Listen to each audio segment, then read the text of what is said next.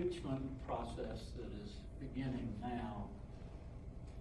The charges, a big question is, are they impeachable? How do you look at that?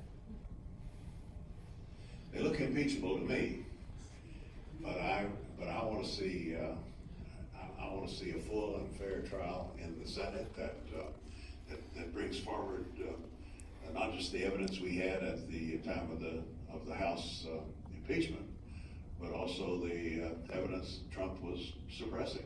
You know, the people he wasn't going to let testify. Now some are willing to testify. So we should hear from everybody and have all the relevant evidence.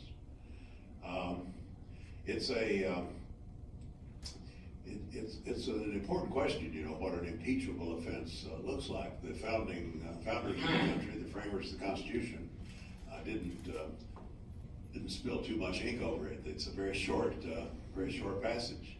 There was a good bit of debate in the Constitutional Convention, and the gist of it is that the impeachment power is not just if a president commits a crime, although in this case the GAO just said that withholding that money was a crime. But that isn't the issue. The issue is there some abuse of power or some use of the office that threatens the basic interests of the country, that threatens our constitutional order, or that threatens the security and safety of the country. And that admittedly is a judgment call, what rises to that standard. What President Trump is accused of doing is, I would say, corrupting our diplomacy. I don't think that's too strong a word.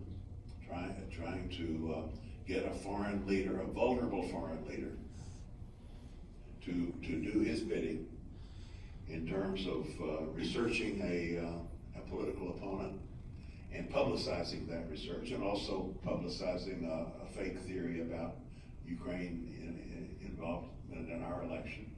He was trying to coerce this foreign leader into doing this political chore, and he was holding over this leader not just a visit from himself, but also critical military aid.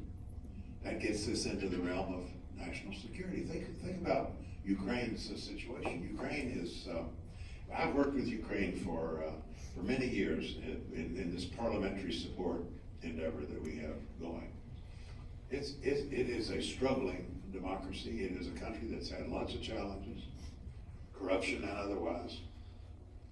But it's a country that has been under constant threat from Russia for ever since they declared their independence of the Soviet Union, and never more than in recent years when Russia invaded the country, annexed Crimea, and to this day has a war going in eastern Ukraine. I've been part of the debate: do we give military aid to Ukraine, and if so, what should that aid look like? I think that aid is absolutely critical, not just to Ukraine, but to our deterrence of Russia and to our military and our security interests in Eastern Europe. If that's true, then the president shouldn't be messing around with that aid, holding it over the leader's head, lest he not do his bidding. It's just very basic. I mean, I think that's a very, very serious offense. At one and the same time, you're corrupting our diplomacy, and you're undermining our national security, and then you're also withholding funds that are duly appropriated that you have no authority to withhold. I think that adds up to a very serious offense, and I don't appreciate efforts to belittle it. If people don't think it's a serious offense, they should say so and say why. If they don't think it's an impeachable offense, then let's hear it. But let's not just throw around words like witch hunt and they've always been trying to get this guy and so on. That's not an argument.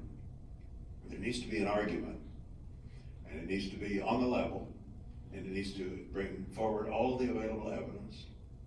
And I think Leader McConnell and the Senate owe us that.